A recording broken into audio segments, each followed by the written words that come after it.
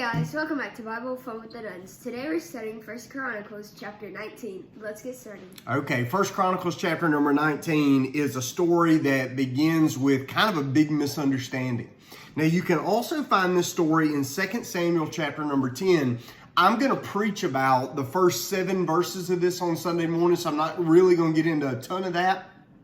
But what I will say is that there are moments in life where we can do the right thing, but it not turn out the right way. And we can treat people with kindness, but they don't receive it well. And that while we're living on this side of heaven, it is absolutely possible for us to do the right thing and people take it the wrong way, or for others to do the right thing and us take it the wrong way. And it just shows the natural tension we have and how things can snowball and kind of get out of control if one of us isn't humble and say, oh, no, I messed up, instead of making things kind of get worse. We're going to talk a little bit about that Sunday and what that means for the gospel. And so whenever you read through this chapter, what you're finding is David is fighting the Ammonites. Now, the Ammonites are a people we hear about here and there in the Old Testament. These are the descendants of Lot. You remember Abraham had a nephew whose name was Lot? And Abraham and Lot kind of traveled around together, but they both had such large flocks and herds that they ended up having to go separate ways because they were getting too much stuff. The Lord was blessing them too much. I mean, what a problem to have, right? And so they're actually family, but man, they're not acting like family. This is a chapter about what you see and where what you see takes you. For instance, in verse number 6, notice this. It says, when the people of Ammon saw. In verse number 10, it says, and when Joab saw. In verse number 15, it says, and when the people of Ammon saw. Verse number 16, and when the Syrians saw. And then in verse 19, and when the servants of Hadadezer saw. And so this is a chapter about what you see and how typically what we see is often kind of what we set our hearts on. I've often said it like this.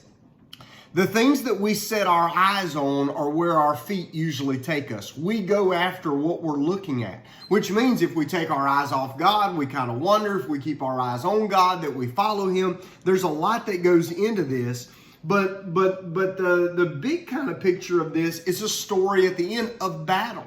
Now, Joan, that was kind of your favorite part of this. What did you notice about this battle?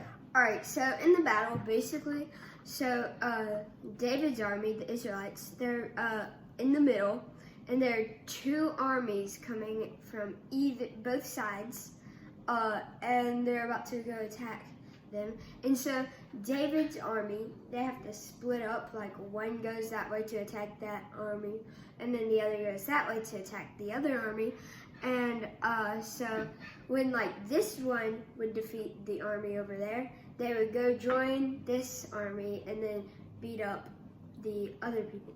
And so what I got from this is, even though that they overpowered David's army in numbers, God still gave them the strength to win.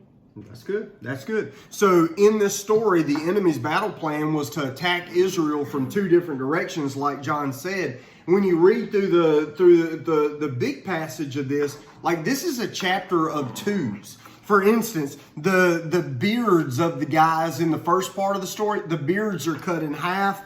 Their robes are cut in half. The armies are fighting in halves. The battles happen at 2 different times. And that this conflict is in a way where there's just kind of, it always seems to kind of come from every different angle. What I thought about this whenever I read it was that this story reminded me a whole lot of the stories of Joshua.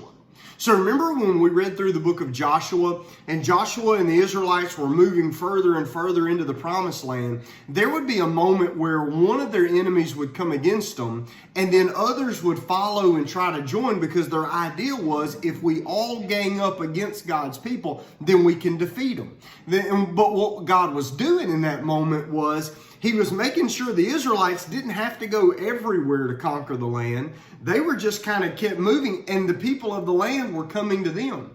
And one by one, they were setting up like dominoes, and the dominoes kept falling, and they were conquering the land. Well, just the way it was happening then with Joshua is now happening here with David. And you got to remember, as Ezra and his people are moving back into the land, they've got multiple enemies from the north and the south, the east, the west, folks all trying to get around them. They didn't like them. They wanted them gone.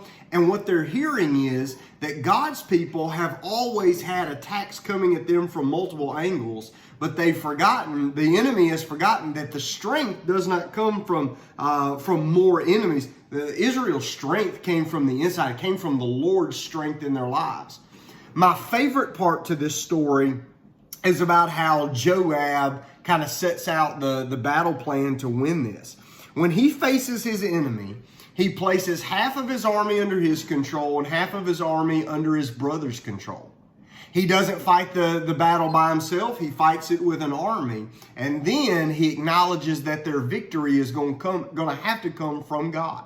Can I just tell you, I think the big takeaway here is when you face an enemy, it is both wise and humble to seek help from three things. Always have a good friend when you're in life's troubles. Always travel with a big group. We'd call this our church family. So we need a godly friend, we need a godly church family, and we need to understand the third part to this attack is we need the strength of God. Orville needs the strength of God to be a good boy, and we need the strength of God to walk in victory. This is a really good chapter. I'm looking forward to getting into it on Sunday. Read it again, and we'll see you on Sunday morning. Have a good night. Bye. Bye.